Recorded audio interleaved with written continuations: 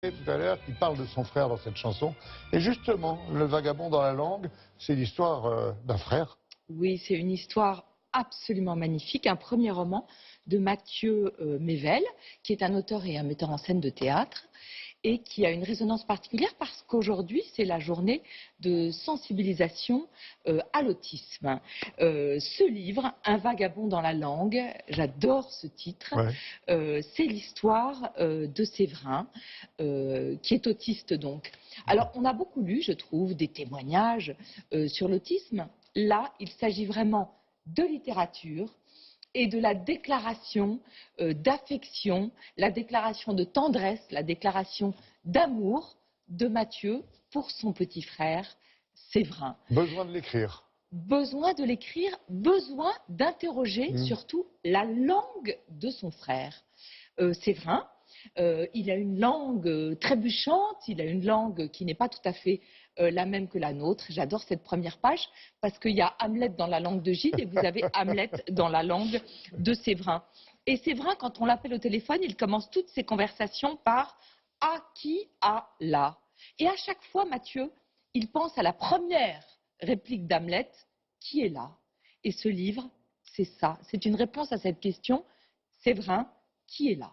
Séverin, c'est le quatrième garçon d'une fratrie de 4 garçons, une famille dans laquelle on a le rire facile, dans lequel on se moque, dans lequel on s'aime énormément. Et il y a ce petit garçon qui est différent.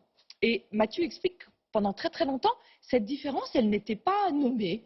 C'est juste que Séverin, il avait un retard de langage. Séverin, il ne parlait pas comme tout le monde. Séverin, il a la chance d'avoir des parents merveilleux.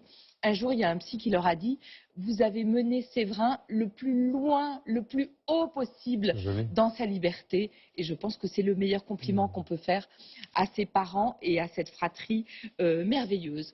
Donc un jour, on va nommer la différence. Donc Séverin, il est autiste. Mais Mathieu, il a une très très belle formule pour parler de ça, parce qu'il dit « Autisme ». C'est comme table ou c'est comme neige. C'est un mot qui implique une idée générale. Si vous pensez à table, si moi je pense à table, on ne pensera pas à la même chose. Ou à la neige, il dit que les Inuits, ils ont plein de mots pour dire neige.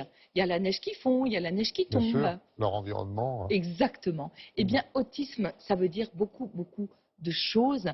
Eh bien, Mathieu, il essaye de percer ce mystère-là.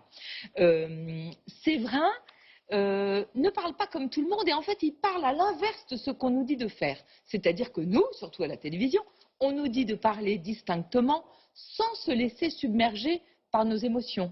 Eh bien Séverin, sans doute, c'est le contraire. C'est le contraire. Exactement.